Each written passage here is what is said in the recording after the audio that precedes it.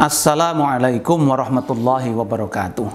Innal hamdalillah nahmaduhu wa nasta'inu wa nastaghfiruh wa na'udzu billahi min shururi anfusina wa min sayyiati a'malina.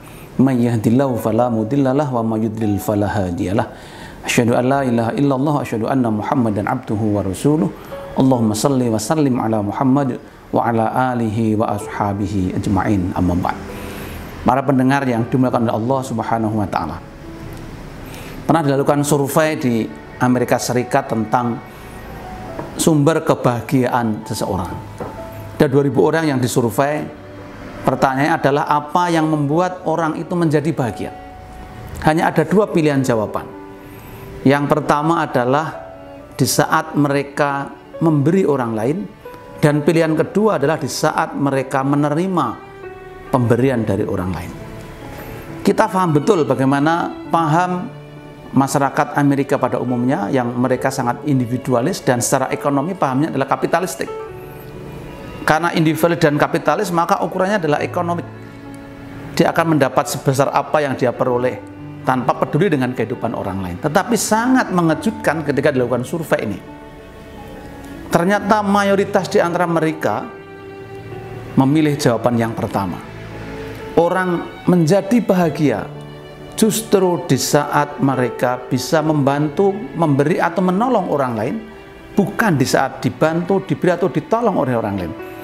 Mereka yang memiliki paham kapitalis seperti itu pun, hidupnya yang individualistik sekalipun, ternyata ketika diminta untuk menjawab soal tentang sumber kebahagiaan, mereka mayoritas menyatakan berbahagia justru di saat memberi, membantu atau menolong orang lain. Rasulullah SAW pernah ditanya oleh sahabatnya, "Ya Rasulullah, ayyu shadaqati afdol?" Wahai Rasulullah SAW, sedekah apa atau sedekah siapa yang lebih utama pahalanya di sisi Allah? Qala Rasulullah SAW menjawab, "Juhdul mukil." Sedekah yang utama itu adalah dari mereka yang masih membutuhkan barang itu karena kesungguhannya. Jadi sumber sedekah yang utama itu berasal dari orang yang bersungguh-sungguh karena mereka masih membutuhkan akan barang itu. Dan itulah puncak kebahagiaan seseorang. Bukan bersedekah di saat dia bahagia. Bukan bersedekah di saat mereka punya penghasilan yang besar. Bukan bersedekah di saat mereka kaya. Bukan membantu orang lain di saat mereka sudah berkecukupan atau berkelapangan. Tetapi justru mereka bisa bersedekah di saat mereka membutuhkan barang itu, barang yang disediakan itu. Dan itulah sumber kebahagiaan yang utama. Kita saat ini sedang bersama-sama menghadapi COVID-19 atau virus corona. Semua kita merasa takut. Semua kita merasa khawatir. Jangan-jangan tidak selamat.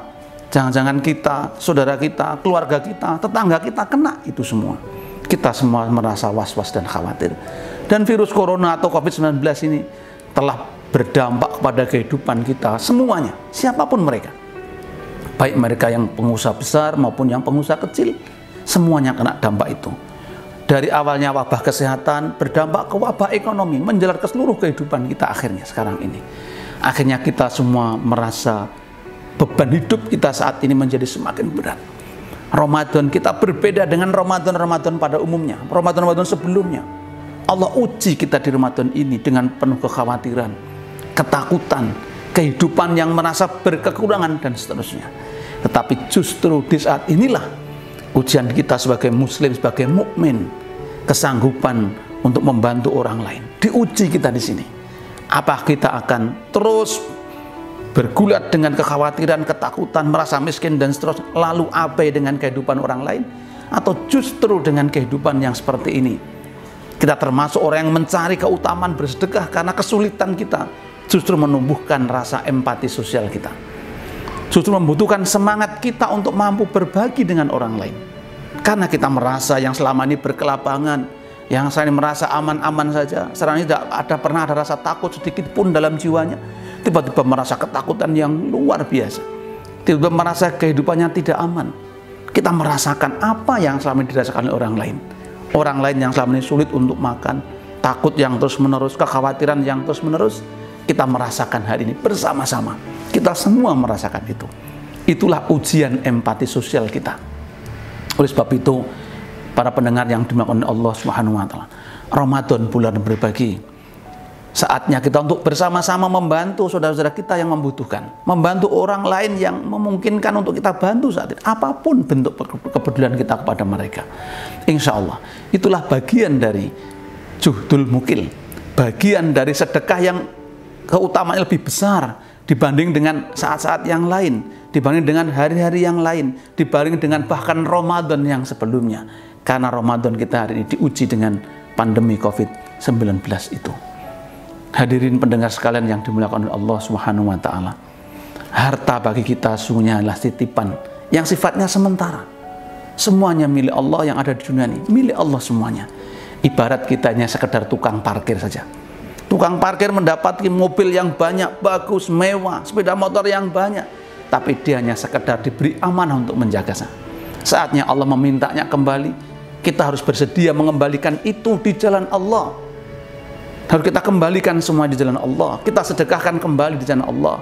Baik sedekah wajib berupa zakat mal, maupun sedekah sunnah, infak, sedekah wakaf, dan seterusnya.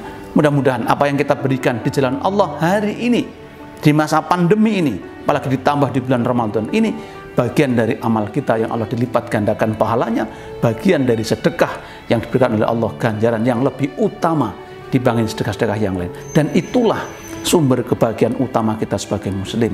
Kalau orang kapitalis saja bahagia karena membantu, mestinya kita sebagai muslim menjadi lebih bahagia, sangat bahagia, menikmati kebahagiaan itu karena kita mampu berbagi, membantu, dan menolong orang lain.